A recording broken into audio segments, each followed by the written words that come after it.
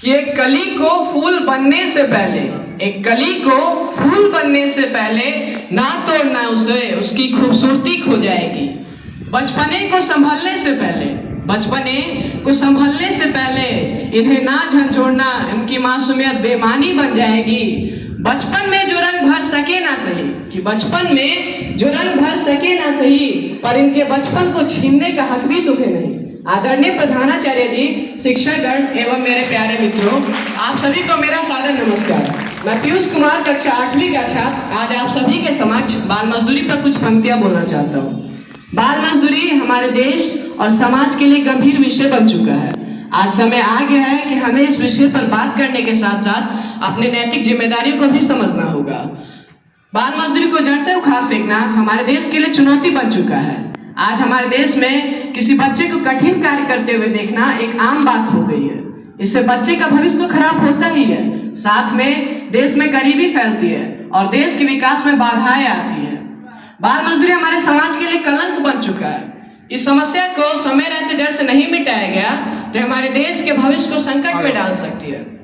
दोस्तों, बाल मजदूरी का अर्थ क्या है? जब किसी बच्चे को उसके बाल्यकाल से वंचित कर उसे मजबूरी में काम करने के लिए विवश किया जाता है तो उसे बाल मजदूरी कहते हैं। उस बच्चे को उसके परिवार से, उसके माता पिता से दूर रखकर उसको गुलामों की तरह पेश किया जाता है।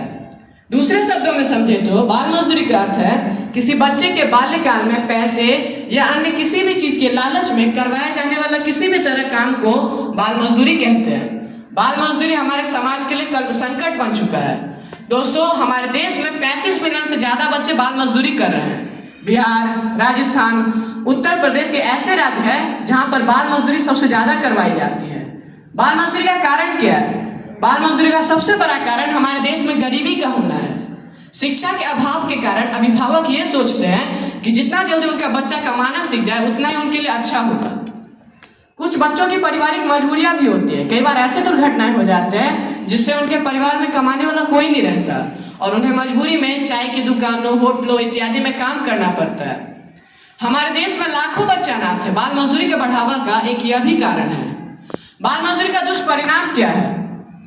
बाल मजदूरी करने वाले बच्चे अक्सर कुपोषण का शिकार हो जाते हैं क्योंकि उनके मालिक उनसे काम तो करवाते हैं मगर खाने के लिए कुछ भी नहीं देते, जिससे उनके अंदर में ऊर्जा की कमी हो जाती है और वो बाल मजदूरी का शिकार हो जाते हैं।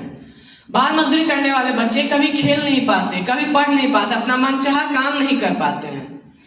एक रिपोर्ट के अनुसार बाल मजदूरी करने वाले बच्चों में से 40% बच्चों का शारीरिक शोषण किया जाता है। बाल मजदूरी करने वाले बच्चों के शारीरिक, मानसिक, बौद्धिक और सामाजिक विकास रुक जाती है। बाल मजदूरी पर अंकुश लगाने के लिए सरकार द्वारा किए गए कार्य, पहला, the child labour act of 1986। इस कानून को, बाल मजदूरी को जड़ से उखाड़ फेंकने के लिए हमारी सरकार द्वारा वर्ष 1986 में चाइल्ड लेबर एक्ट को बनाया गया, जिसके अंतर्गत 14 वर्ष से कम आयु वाले बच्चे से कार्य करवाना दंडनीय अपराध माना जाएगा। दूसरा, the juvenile justice act of 2000। इस कानून के तहत कोई व्यक्ति किसी बच्चे से काम करवाता है या फिर ऐसा करने पर मजबूर करता है तो उसे कड़ी सजा का प्रावधान करना होगा। तीसरा, the right of children to free and compulsory education act of 2009। इस कानून को वर्ष 2009 में बनाया गया था, जिसके अंतर्गत 6 से 14 वर्ष के आयु वाले बच्चे को मुफ्त में शिक्षा प्रदान की जाएगी और गरीब और विकलांग बच्चों के लिए 25% प्राइवेट स्कूलों में 25% सीट आरक्षित होगी। दोस्तों, बाल मजदूरी एक बहुत ही बड़ी सामाजिक समस्या है।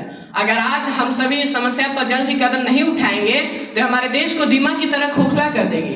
दोस्तों, बच्चे हमारे समाज का भविष्य है। अगर इन्हीं का जीवन बाल मजदूरी और अंधकार में बीतेगा तो हम एक विकसित भारत की कल्पना कैसे कर सकते हैं? अगर हमें एक नए भारत का निर्माण करना है तो सबसे पहले हमें बाल मजदूरी को जड़ से मिटाना होगा और यह हमारे और सरकार के सहयोग से ही संभव है।